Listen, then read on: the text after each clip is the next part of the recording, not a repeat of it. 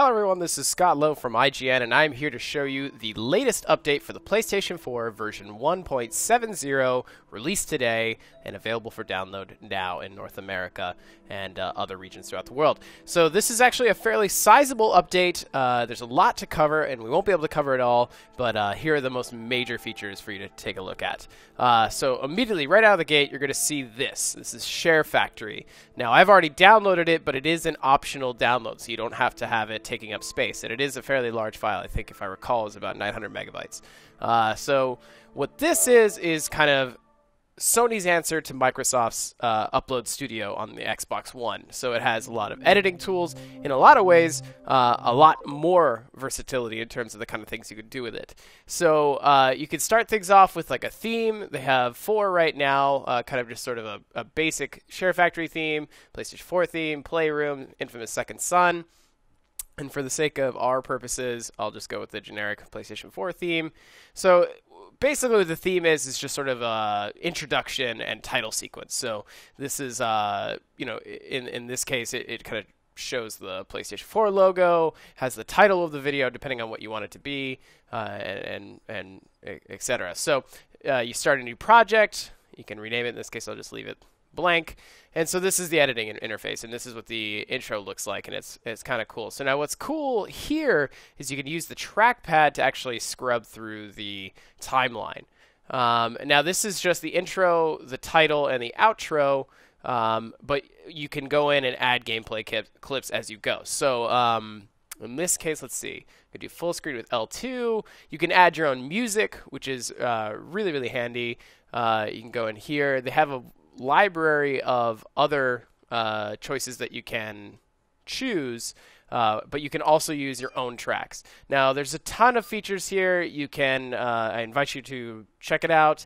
But the other big thing here is, of course, is you can add music and also share through a USB thumb drive. So if you wanted to make a really polished video, you can do that and then save it to a USB drive and upload it to whatever service you want, or you could share it directly to Facebook. Unfortunately, YouTube support is not there yet, but that's just kind of a quick look at Share Studio.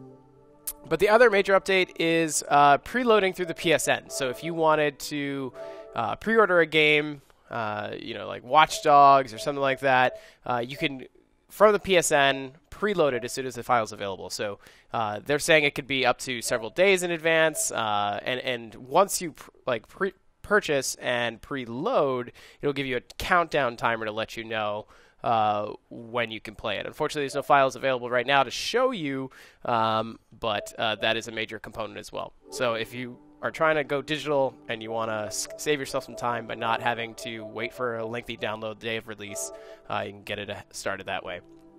Now, if you're a big YouTuber or you are trying to build some sort of like a video brand of your own, you're going to be thrilled to know that HDCP, so the copyright protection that is blocking capture from devices like the Elgato or the Hauppauge series of capture kits, has been removed, or you can if you'd like to. So in order to do that, you have to go to the system settings and go down here to enable HDCP. So you can turn this off, and it'll allow you to capture from games in full native resolution and whatever output or capture resolution that your device supports. So obviously this requires external hardware, but for big proponents of high quality videos, and again, like kind of the YouTube crowd, this is a big deal, because again, YouTube sharing is still something missing from the platform. It's Facebook, screenshots to Twitter, and obviously internal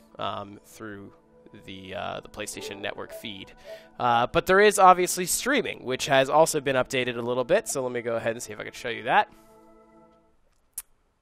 Actually, I have to start a game to do that. Let's see what we have loaded on here. Let's do some Resogun.